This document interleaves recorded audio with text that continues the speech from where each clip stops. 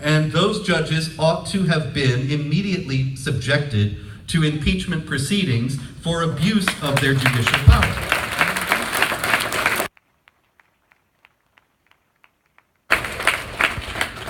The Trump administration did not do that. Why not? Swamp creatures. The Trump administration also did not pursue many other avenues it still has open to it to restrict the refugee flow while these blocks are in place and before they've been considered by the Supreme Court. It did not do it. It's clear that there is a war within the Trump administration between the swamp creatures and those who want to drain the swamp. Which one will prevail is anybody's guess. But I'll tell you, the stakes are so high that if the swamp creatures prevail, all kidding aside, then that could be the end of the United States as a free republic.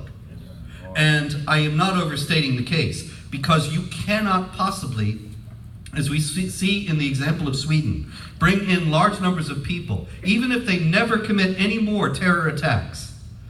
You cannot bring in large numbers of people who have a radically different view of how society should be ordered and think that their radically different view of society is superior to that of the place they're coming to and that they should replace it. You can't bring in large numbers of people like that and think there's not going to be any civil strife. We are bringing in, as the United States, large numbers of people who believe that Sharia Islamic law is the immutable and perfect law of Allah, the only true God. And that law is superior to any human law, because they don't think that it's a human law itself. They think it's handed down by Allah. And that their responsibility before Allah is to work to replace the human law with divine law. And that divine law, so-called, denies the freedom of speech, criminalizes criticism of Islam, which we're already well on the way to doing anyway, and denies the freedom of conscience. If you decide to leave Islam because you don't think it's true, or you want to become a Christian or something else or nothing at all, you're liable to be killed. Denies equality of rights to women, allows for polygamy, which essentially reduces women to the status of commodities, allows for wife beating. The Quran, chapter 4, verse 34, you can look it up. Good women are obedient. As for those that are not, give them a warning, send them to separate beds, and beat them. Spousal abuse is found everywhere, but only in Islam does it have divine sanction. Does Allah himself, the only God, say, yes, beat her. There are spousal abuse laws in the United States. There are spousal abuse laws in Great Britain too. And in Great Britain there are also Sharia courts. The Sharia courts are not very old, but they're growing all the time. There were 85 around the country at last count, but I'm sure there are many more. Wow. And when the Sharia courts were instituted, it was about 10, 12 years ago. And there were all kinds of assurances in Britain that these courts are only for personal matters. Marriage law, divorce, inheritance, etc. They will not deal, we were promised, by Muslim leaders and non-Muslim leaders alike. They will not deal with criminal matters. Those will be referred immediately to the British courts. So they started getting a lot of spousal abuse cases.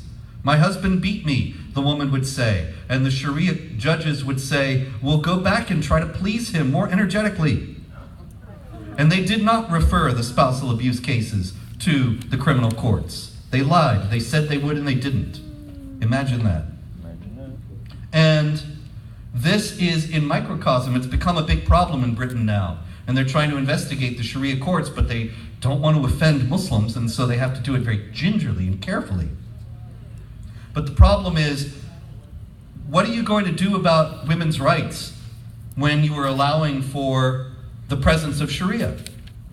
What are you going to do when a woman is beaten? Is it all right or isn't it?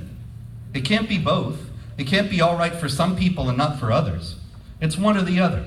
So the Western states are asking for civil strife and asking for trouble by bringing in large numbers of people who believe that Sharia is the unalterable law of Allah. And there's no avoiding this strife. The more Muslims come in, the more likely that strife is to come and come quickly.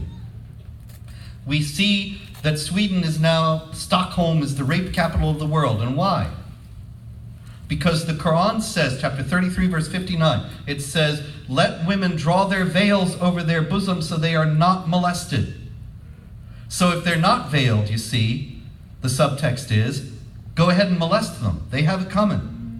Not only that, but the Quran allows in several places, and I'm giving you the citations, you can check up on me on this. Chapter 4, verse 3, chapter 4, verse 24, chapter 23, verse 1 to 6, chapter 33, verse 50, and chapter 70, verse 30. All of those verses speak about the captives of the right hand. Who are the captives of the right hand? The captives of the right hand are infidel women, non-Muslim women who've been captured in battle or captured in wartime. And they can be used as sex slaves. This is right from the Quran.